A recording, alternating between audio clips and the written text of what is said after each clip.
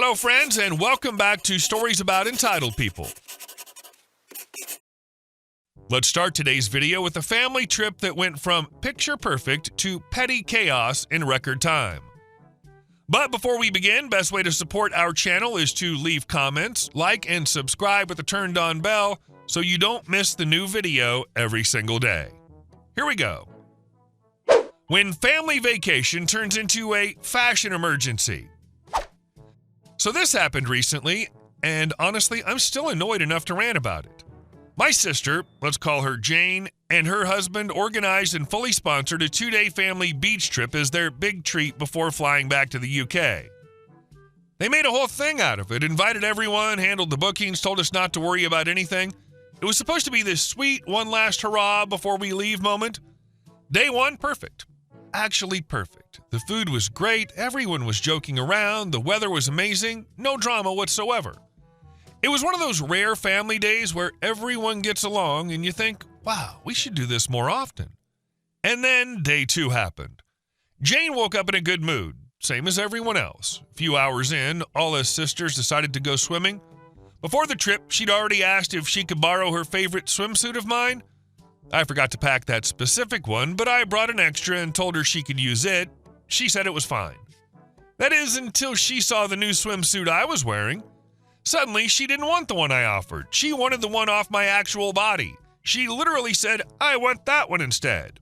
I told her no, because she already had the extra suit. She'd agreed to it, and I wasn't going to peel mine off just because she changed her mind on the spot. I said it calmly, wasn't rude, just matter of fact. I truly thought it was a non-issue. Apparently, it was an issue. I went outside to take some pics, thinking everything was still cool. Then our older sister finds me and drops the bomb. Jane and her husband suddenly announced they were leaving early. Their excuse? We have to prepare our things for the UK trip. Mind you, this wasn't the plan at all. Everyone knew they were supposed to stay the full 2 days. They planned the whole thing. And what made it worse, they took our brother and cousin with them since they all shared a car, which left the rest of us scrambling with no ride and plans thrown off. But then came the cherry on top. When the final bill came, turns out they left without paying a huge chunk of the resort fees. The same ones they promised they would cover since this whole thing was their treat. They even left us to cover the gas for transportation they originally said they'd handle. So basically, they bailed early because I wouldn't give up my swimsuit, and in the process, dumped the bill on everyone else on a trip they hosted, they organized, and they invited us to as a gift. It went from a wholesome family trip to petty, passive-aggressive nonsense real quick. Entitled much? It's amazing how you can have one perfect day with family, then wake up the next morning and suddenly you're dealing with nonsense over a swimsuit. Jane saw your new one piece and instantly decided she deserved it more than you. Like calling dibs on someone's literal clothes is a normal thing. And our second story. Upgraded my corner lot's curb appeal with a beautiful rose border. Side effect, it completely stopped foot traffic through my lawn. I'll be the first to admit it. Yes, on paper, this whole thing sounds like a Karen situation waiting to happen. But context matters, and mine is simple. My house sits on a corner lot. And apparently in the minds of every person and kid in a 2-block radius, a corner lot is not private property. Oh no, it's a shortcut, a scenic footpath, a public hiking trail. Every weekday, like clockwork, I get a parade of kids cutting a perfect diagonal through my yard. Not around it, not near the edge, dead center. And the thing that makes my eye twitch the most, the sidewalk, the actual sidewalk, is literally 5 feet away. 5, a whole 5. It curves around the property exactly where it's supposed to. Smooth, open, unobstructed, asking nothing but to be used. But apparently the extra 8 steps it requires is too much spiritual burden for today's youth. Now, the kids don't destroy anything. They're not ripping up my grass, throwing trash, or causing damage. That's not the issue. It's the principle. I pay for this yard. I take care of this yard, and I don't love watching it turn into the neighborhood shortcut because teenagers can't be bothered to pivot their feet slightly left. Whenever I happen to be outside during this daily migration, I always try to be polite. The friendly neighbor voice, the smile, the, hey guys, could you use the sidewalk, please? And every time they'd nod, smile back, and say, okay, with all the sincerity of a customer service rep who wants you to think they're taking notes. And then the next day, crunch, crunch, crunch. There they were again, strolling across my lawn like penguins following a migration pattern etched into their DNA. Eventually, I got tired of feeling invisible on my own property. I debated putting up a fence, but I didn't want to spend thousands of dollars just to prove a point. Plus, fences can look a little aggressive. I wanted something that made the message clear without me having to be out there policing people like a groundskeeping goblin. And then it hit me. Nature already has the perfect solution. Something subtle, something beautiful, something decorative, and something very, very unfriendly to bare legs. Thorny bushes. Not light, airy shrubs, not, ooh, that might scratch me. I'm talking roses.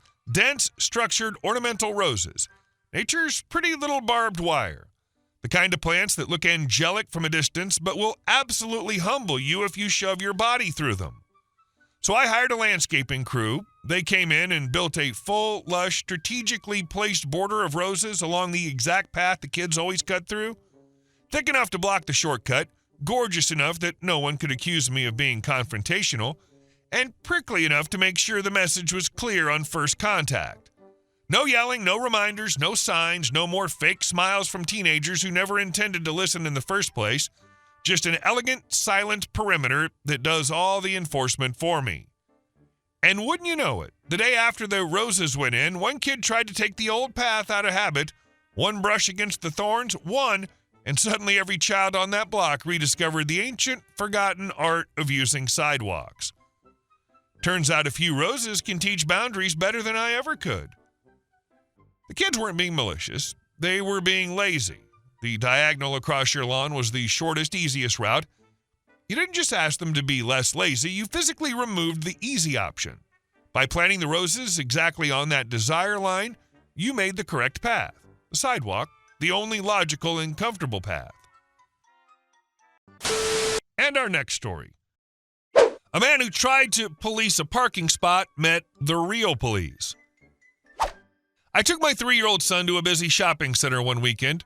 He has cerebral palsy and uses a wheelchair full-time, so every outing involves the same routine. Park, lower the ramp, undo the restraints, transfer carefully. Unfortunately, every disabled parking space was already taken, and after looping the lot twice, the only open space I found was a parents with pram spot. Wide, close to the entrance, easy access, perfect. I pulled in, opened the rear hatch, lowered the wheelchair ramp, and leaned in to unbuckle his restraints until a voice behind me exploded like a foghorn. "You can't park there," a man roared. "That's for parents with prams. You people take every spot and then steal ours too." I turned to see a man marching toward me, red-faced and pointing like I'd purposely ruined his life. His wife sat stiffly in the car, staring straight ahead, while their toddler blinked at him from the back seat like he'd seen this performance before. "Where's your pram?" he demanded. "You don't have one. Go find a disabled spot." He didn't care that every disabled spot was filled. He didn't care that my son uses a wheelchair. He just wanted to yell at someone, and I was conveniently available. Fine. I buckled my son back in, closed the ramp, shut the hatch, and walked to the side door. I could practically feel the smugness radiating off him, like he'd just defended sacred stroller territory. Without a word, I reached into the van and pulled out my son's bright blue stroller, unfolded it, set it down, lifted my son out of his wheelchair, settled him into the stroller, and adjusted the straps. As I started walking away, I heard nothing. No yelling, no insults, just pure, stunned silence. The kind that only shows up when someone realizes they've made a complete butt of themselves. Inside the mall, we had a great time. My son got a new plush toy, we shared pretzels. Life moved on. But when we came out an hour later, that same family was still parked there, toddler crying, wife exhausted, and Mr. Parking Enforcement. As we passed, he muttered, "Still shouldn't have parked there." I stopped, turned, and said evenly, "If you want to complain, we can walk over to security together. I can show them the wheelchair you yelled at me for using." His wife cut in before he could escalate, snapping, "Mark, shut up. Just shut up." I loaded my son back into his wheelchair, folded the stroller, raised the ramp, secured everything, and when I closed the hatch, I saw flashing blue lights pulling into the lane. A police cruiser rolled to a stop behind Mark's car.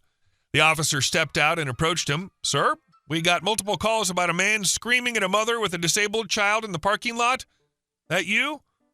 Mark's eyes widened like he'd been hit with a taser. What? No, that wasn't. His wife didn't even hesitate. It was him, all him. The officer looked at me. Ma'am, everything okay here? Much better now, I said. The cop turned back to Mark. Step out of the car, sir. Mark sputtered. For what? For causing a public disturbance, the officer said, and for harassing a parent unloading medical equipment. You're done today. As the officer walked him toward the back of the cruiser, Mark shot me a look that was equal parts fury and humiliation. The kind only a man who started a fight and ended up in handcuffs can make. His wife buckled their toddler into the car seat, muttering, I told you to stop. I told you.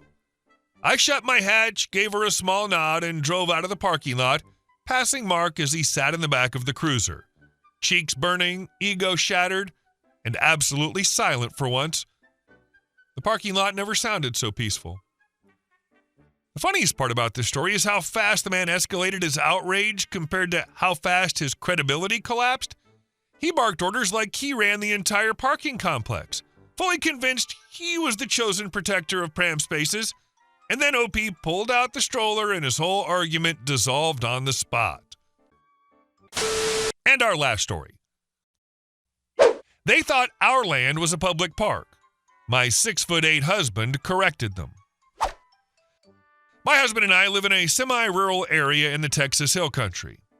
And honestly, it feels like paradise most days. We built our dream home here, tucked between rolling hills and clusters of live oaks, and over time we ended up buying every undeveloped lot on our block.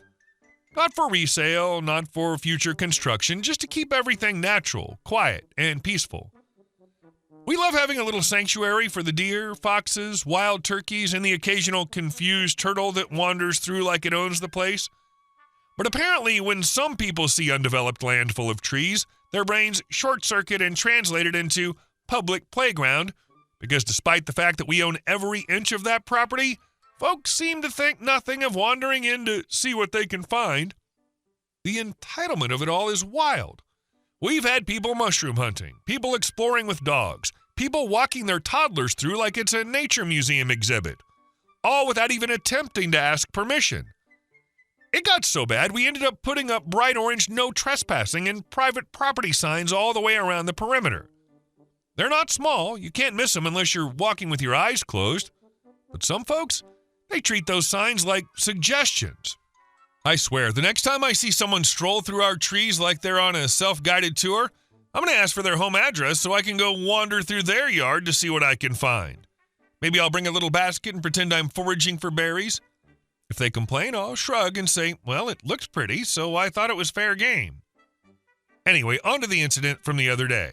My husband and I were out taking a nice morning walk. It was one of those rare, cool Texas mornings where the air actually feels breathable. So we took our time enjoying it.